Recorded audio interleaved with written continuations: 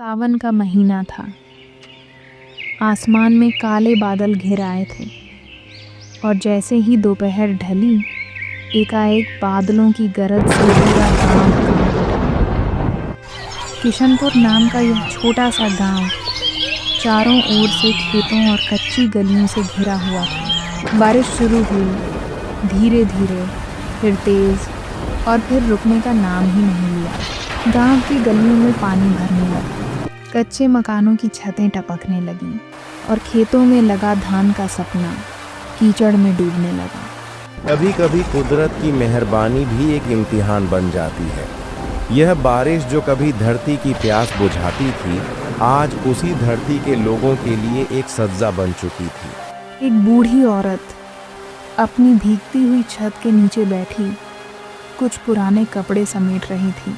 एक बच्चा, शायद 8 साल का, अपनी माँ का हाथ पकड़े आंगन में खड़ा था। उसकी आंखों में डर और सवाल दोनों थे। मान, ये बारिश कब रुकेगी? जब ऊपर वाला चाहेगा बेटा, जब चाहेगा। पर ऊपर वाला शायद अभी देख रहा था कि कितनी हिम्मत बची है इन लोगों में, कितनी उम्मीद बाकी है इन आंखों में।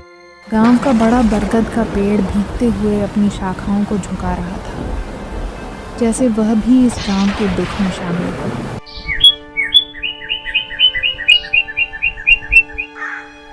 गली के आखिर में रामू, जो गांव का सबसे मेहनती किसान था, अपने घर की दीवारों को पकड़कर खड़ा था। मिट्टी की दीवार दरक रही थी। उसकी आंखें छत की ओर थीं, जैसे पूछ रही हों, क्यों हर बार हम ही? गांव की मिट्टी से सौंधी खुशबू नहीं, अब सिर्फ भीगती दीवारों की सिसकियां उठ रही थीं। बादल गरजते, बिजली चमकती और बारिश जैसे गांव को बहा ले जाने की जिद पर अड्डी थी। हर घर के कोने में लोग दुबक कर बैठे थे, कभी खिड़की से झांकते, कभी डरकर चुपचाप एक दूसरे को देखते। कहीं छत टपक रही थी, कहीं दीवारें गिरने को तैयार थीं। गांव के एक कोने में एक टूटा सा घर, वहीं रहता था गिरधारी, एक गरीब किसान। उसकी झोपड़ी की छत घास फूस की थी, हर बूंद किसी चोट की तरह गिर रही थी।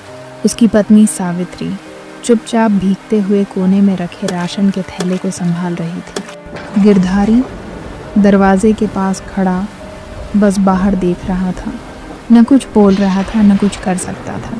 कुछ घरों की छतें टपकती हैं, पर कुछ दिल भी, और जब दिल भीगते हैं तो आंखें सब कुछ कह देती हैं। हर घर में सिर्फ एक कोशिश चल रही थी, कैसे जो कुछ बचा है उसे संभाला जाए। छोटे बच्चे खिड़कियों से बाहर झांकते, बूढ़े लोग पुराने दिनों की यादों में डूबे, और औरतें राशन, कपड़े, चूल्हा और छत सब बचाने की जद्दोजहद में लगी। गिरधारी अब अपने घर की पिछली दीवार को पकड़कर खड़ा था। वो देख रहा था, उसका खेत, जहाँ 2 दिन पहले बीज डाले थे, अब पानी से ढका था। सावित्री कांपते हाथों से मिट्टी की दीवारों पर लगी दरारें भरने की कोशिश कर रही थी। खेती भी बह गई। गिरधारी कुछ नहीं बोला, उसने बस आंखें बंद कर लीं। पलकों से एक बूंद गिरी, बारिश की नहीं थी। जब आंख से आंसू गिरता है और बाहर बारिश होती है, तो खुद को भी समझ नहीं आता कि कौन सा दर्द भारी है। गांव के हर घर में अब एक ही डर था, कहीं अगली बारी हमारा ही घर ना हो। और तेज और तेज और तेज हो गई बारिश। अब सिर्फ बूंदें नहीं गिर रही थीं, जैसे आसमान फट पड़ा हो। हर ओर चीख पुकार, घबराहट और पानी का शोर। गांव के कच्चे रास्ते अब नालों में बदल चुके थे। खेत जो कल तक सोने जैसे लहलहाते थे, आज जल समाधि लेने को तैयार खड़े थे। डर जब सिर पर सवार हो जाता है, तब चुप्पी भी कांपने लगती है। आज गांव की हर दीवार, हर छत और हर दिल कांप रहा था। गांव में अब कोई बाहर नहीं था, हर कोई अपने घर के किसी कोने में दुबका पड़ा था।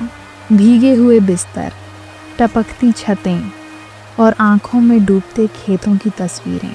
गिरधारी अब चारपाई के एक कोने में बैठा था। उसके सामने रखे मिट्टी के लोटे में अब धान नहीं, पानी भरा था। वो चुप था, मगर उसके चेहरे पर सवालों की लकीरें साफ थीं। सावित्री चुपचाप बैठी रही कुछ देर, फिर टूटी आवाज़ में बोली,